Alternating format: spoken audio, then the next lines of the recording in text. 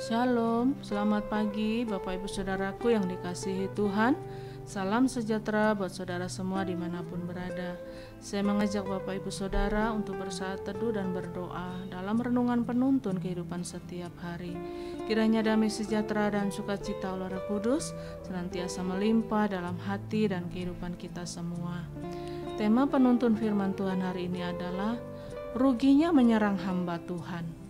Ayat bacaan kita terdapat di dalam Injil Matius 23 ayat 37 sampai 39. Di dalam ayat 37 berkata demikian.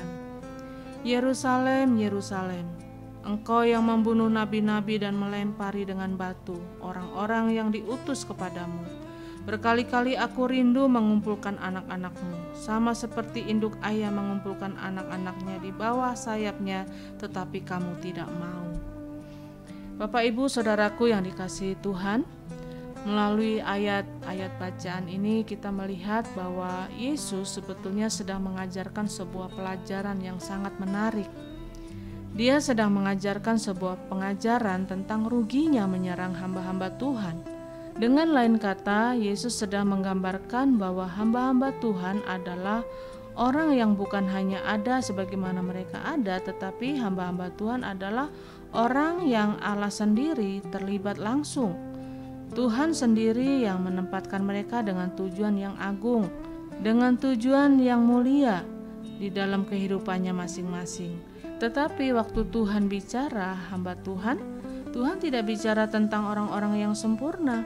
Kalau Tuhan bicara tentang hamba Tuhan, Tuhan bicara tentang orang yang punya kelemahan dan kekurangannya, tetapi sedang disempurnakan, dibentuk, diproses oleh Allah untuk menjadi alat yang ampuh dan ajaib dari tangan Allah, untuk menyatakan kuasa, kemuliaan, dan mujizat yang luar biasa. Jadi dari sini kita bisa mempelajari hal-hal yang penting untuk dapat menjawab pertanyaan apa ruginya menyerang hamba-hamba Tuhan. Saya tidak bilang bahwa hamba Tuhan tidak bisa salah, tetapi saya mau mengingatkan bahwa Alkitab tegas berkata, jangan mengusik orang yang diurapi. Hamba Tuhan adalah orang yang dipilih oleh Tuhan dan Tuhan yang akan bertanggung jawab langsung. Berarti hamba Tuhan adalah orang yang akan berurusan dengan Tuhan sendiri. Apa ruginya jika kita menyerang hamba-hamba Tuhan? Dari ayat-ayat ini kita pelajari ada beberapa hal yang menarik. Yang pertama, di ayat 37 kita bisa belajar kita tidak akan peka terhadap kehendak Allah. Tidak sedikit orang yang bermasalah dengan hamba Tuhan tetapi kecewanya dengan Tuhan. Sebenarnya Tuhan pun kecewa dengan hamba Tuhan itu, sebab jika seorang hamba Tuhan tidak melakukan kehendak Allah, maka Tuhan pun pasti kecewa terhadap dia. Jika saudara kecewa dan marah dengan hamba Tuhan, mengapa saudara meninggalkan Tuhan? Mengapa saudara tinggalkan pelayanan? Mengapa saudara mundur dari gereja? Bukankah hal itu adalah tindakan yang sangat bodoh? Kita mulai tidak peka akan kehendak Allah, karena setan mulai masuk dalam pikiran kita dan menaruh kebencian terhadap hamba Tuhan. Ingat, hamba Tuhan juga manusia biasa yang bisa salah. Jadi kalau menurut kita dia salah, biarlah kita serahkan kepada Tuhan. Tetapi kita sendiri harus tetap fokus kepada Tuhan. Kita harus tetap fokus kepada kehendak Allah dan kita juga tetap memiliki hati yang haus dan lapar akan kebenaran, sehingga kita akan terus menempel, melekat pada Kristus.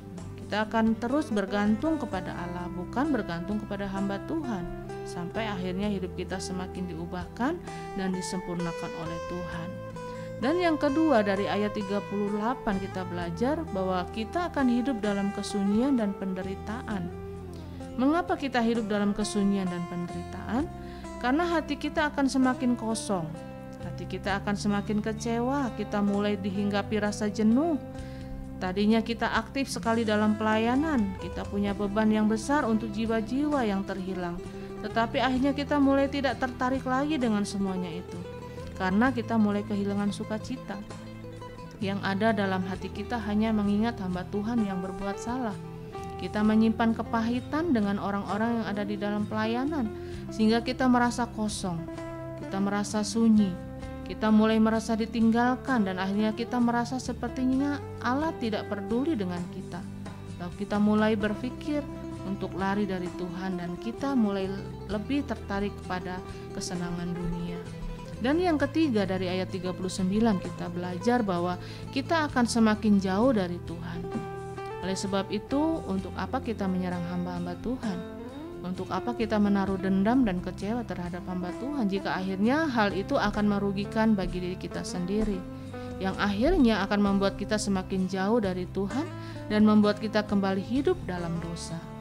Jadi Bapak Ibu Saudaraku yang dikasihi Tuhan, ingat, setan bisa memakai apa saja dan siapa saja untuk membuat kita kecewa.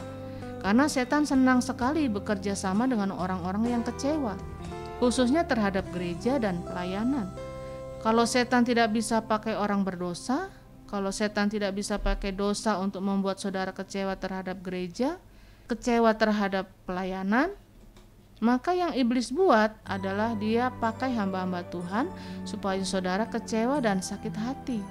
Karena itu sekarang saatnya saudara bangkit, biarlah hati saudara tetap bersih, iman saudara tetap maju dan bertumbuh di dalam Dia. Maju terus dalam Tuhan saudaraku, Tuhan Yesus memberkati. Amin. Mari kita berdoa. Bapa, kami bersyukur untuk hari yang baru, untuk anugerah berkat kasih karunia yang boleh kami nikmati pada pagi ini. Dan terima kasih juga untuk firman-Mu yang boleh kembali mengingatkan kepada setiap kami untuk kami belajar taat melakukan apa yang menjadi kehendak Tuhan. Kalau kami selama ini ada hal-hal yang kami simpan, yaitu kesalahan dari hamba-hamba Tuhan, orang-orang gereja, teman-teman sepelayanan yang mungkin menjadi penghalang untuk kami boleh bertumbuh, untuk kami boleh maju. Pagi ini Tuhan, kami mohon Tuhan mengampuni setiap dosa, kesalahan kami, kelemahan kami, dan biarlah kami mau belajar untuk kami mengampuni, untuk kami boleh belajar menerima kekurangan, kesalahan orang lain, dan kami boleh membangun diri kami untuk kami terus maju di dalam Tuhan. Terima kasih Bapa, inilah doa kami. Di dalam nama Tuhan Yesus kami berdoa. Haleluya. Amin. Kiranya berkat yang sempurna dari Bapa di surga, kasih karunia dari Tuhan Yesus Kristus, dan persekutuan yang indah dengan Roh Kudus menyertai kita semua dari sekarang ini dan sampai selama-lamanya. Maju terus dalam tuntunan Tuhan, tetap semangat, sampai jumpa esok hari dalam penuntun kehidupan setiap hari, dan Tuhan Yesus memberkati.